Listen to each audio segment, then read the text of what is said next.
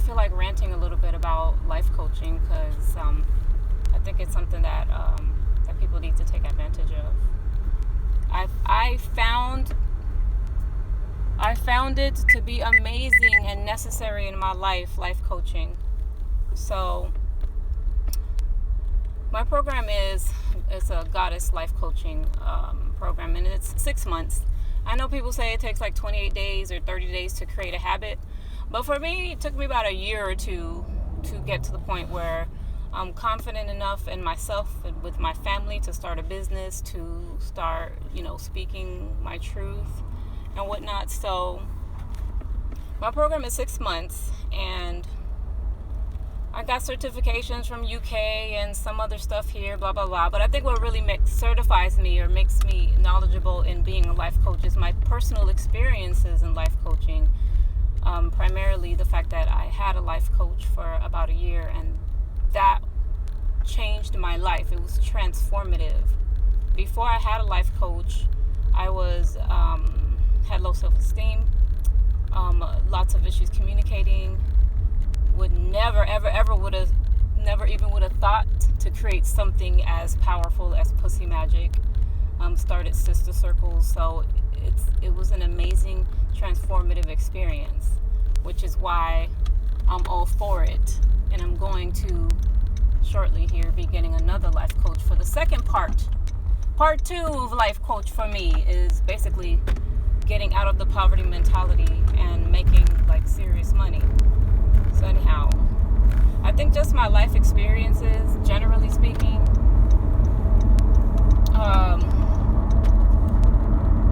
really qualifies me. I'm not trying to sound cocky, but like I'm confident, and I've gotten some really great feedback on some of my clients. I've gotten great feedback results. And excuse me, because I am driving right now.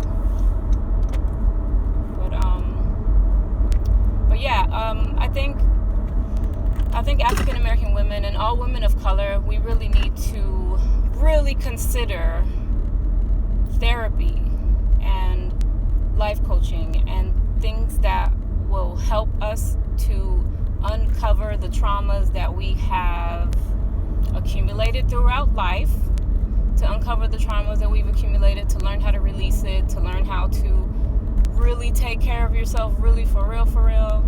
Self-care for real, not just like twice a year, but like on a consistent basis, living a life where you are content, grounded, happy, blissful, magnetic. When you're magnetic, that's when you start making money. That's something that's so important for the feminine, for women, to be magnetic. But we lose our magnetism. A lot of times it happens when we're in long-term relationships. I'm going to say mostly with men. I don't know for sure. But when you're in long-term relationship with the masculine, it just your light just kind of like naturally dims. I mean, and it's true for me, and it's been true for every woman that I've talked to, that I interact with. So, not to say that it's not good to be a man. Hell yeah, it's good to be with a man. I mean, I got a husband, I got a boyfriend or two. But what I'm saying is, magnetism, we lose magnetism when we forget who we are, when we start doing so much of the daily work that's required of us, like mothering and being a wife and cooking and cleaning and making money and going to the job and the 8 to 5 and all this stuff, this mundane stuff that starts just becoming, it becomes your life, and then you kind of your light starts to dim. That definitely was my experience after getting married and being the housewife and being just having like the life that I said that I wanted, and I do appreciate it. I don't have any regrets at all, because it taught me a lot about who I am and who I'm not, and that's really crucial. That's very crucial for you to know who you are, and a lot of us don't know who we are, because I know I sure as hell didn't. And I found myself looking in the mirror one day like, who is this person? And like, whoa, yeah, at that point I was just like, ooh, I need some help. But anyway, what I'm saying is, even if you had perfect childhood and you have a great life, which I hope you do, we still have ancestral trauma. We still have traumas that we picked up when we were in our mother's wombs.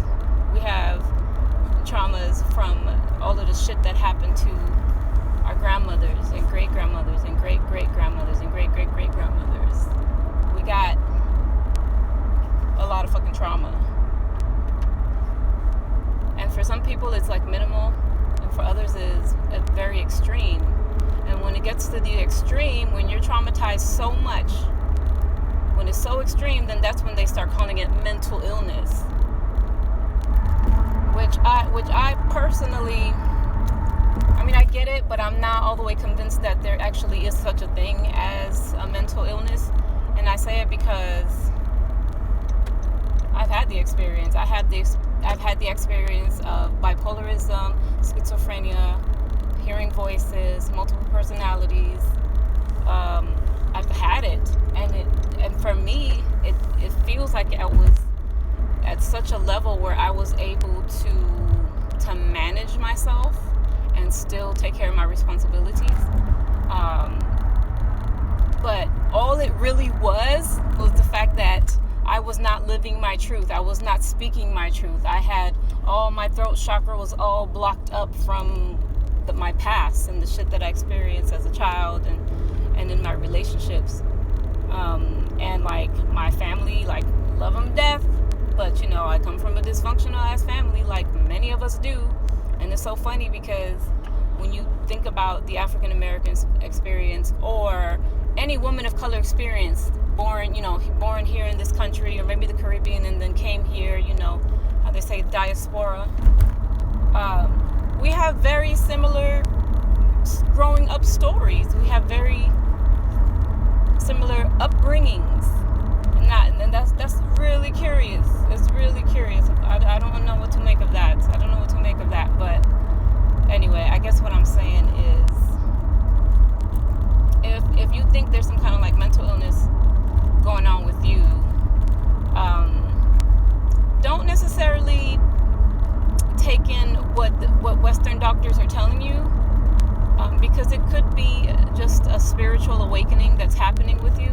This is what our ancestors used to say about people who could hear voices and people who are split in one dimension and in the other dimension, or in 3 dimensions at once, and they're trying to figure out how to ground themselves in this 3D reality when you have so much going on in so many other areas of your existence. Like there's people who are just like that, and so if you don't know how to handle it, then it gets to the point where you can be taken to a mental institution and they start giving you drugs and shit.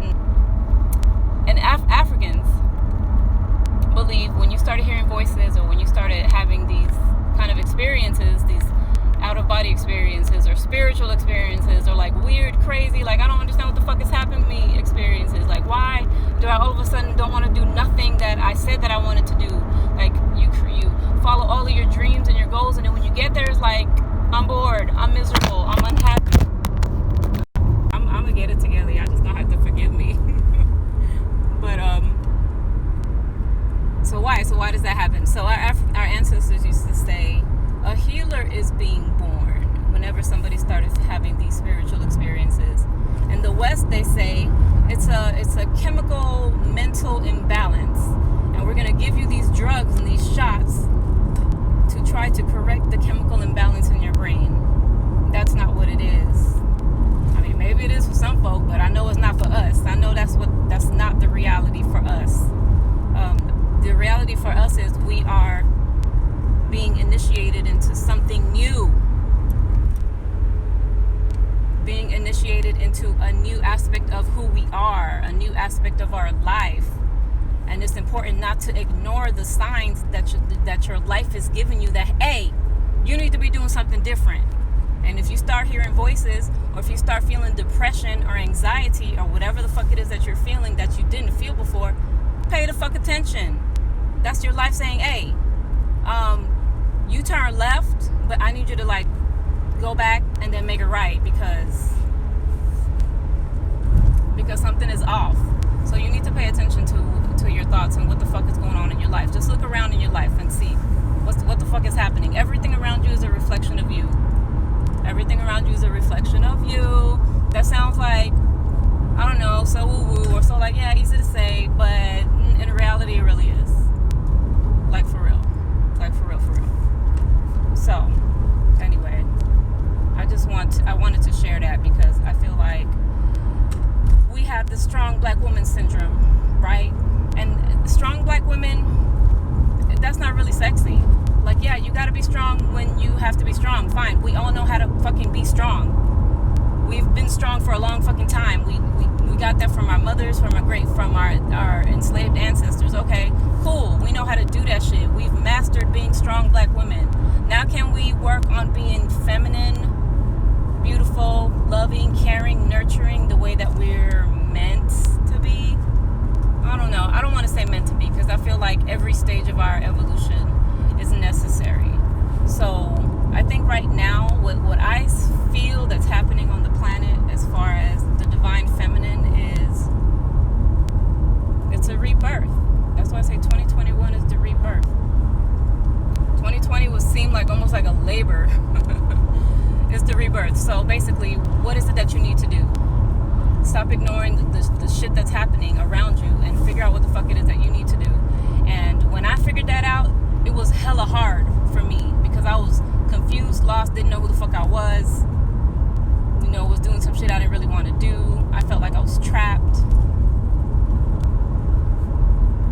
And something that helped me a hell of a lot was having a life coach. I have to say, 100%. So we have to slowly but gently release the strong black woman and consider therapy. Every African American, every woman of color, first generation here, the immigrants, all of us. I'm first generation in this country from Haiti and Panama.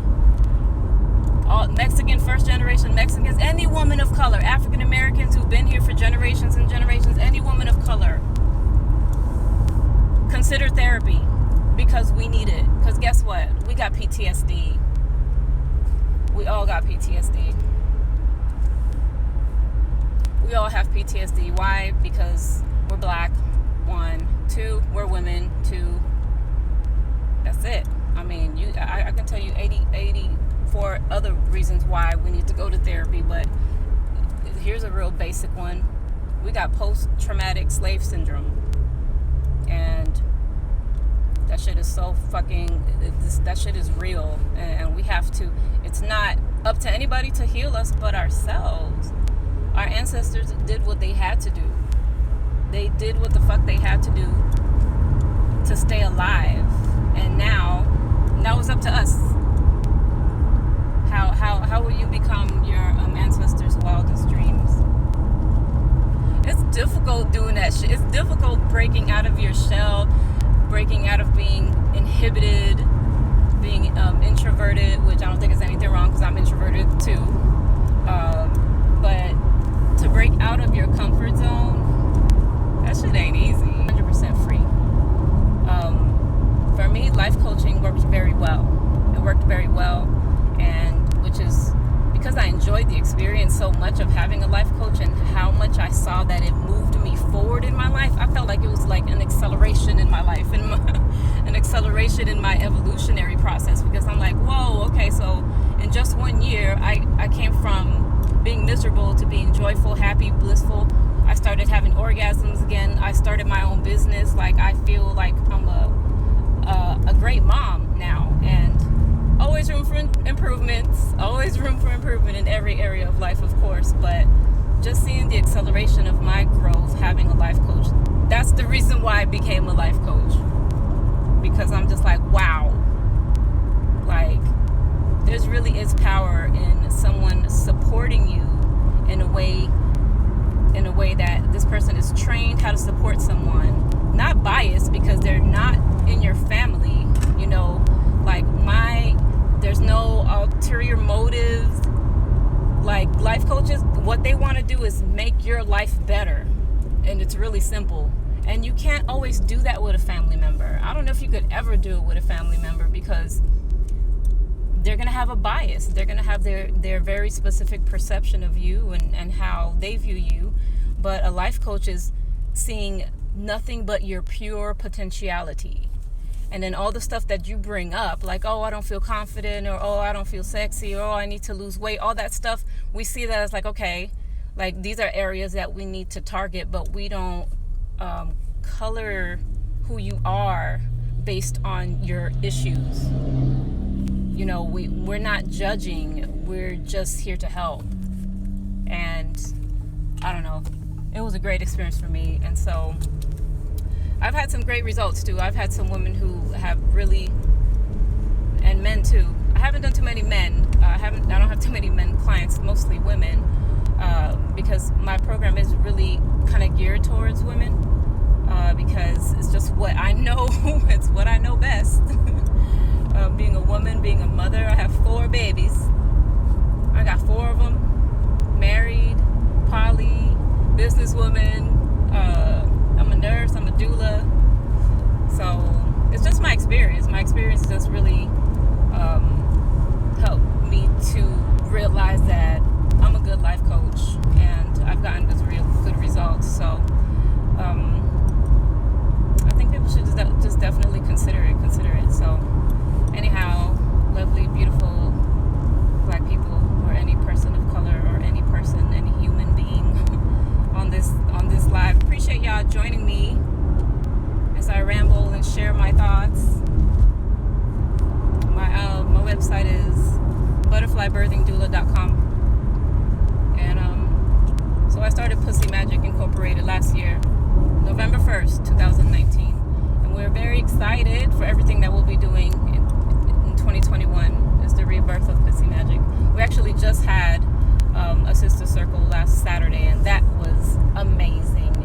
It was really great turnout, really good energy, lots of good feedback. The energy was just great. People felt like that, like this is what's up. It was very helpful, very helpful. So anyhow, love you guys. I talk to you later. Let me finish driving. Peace.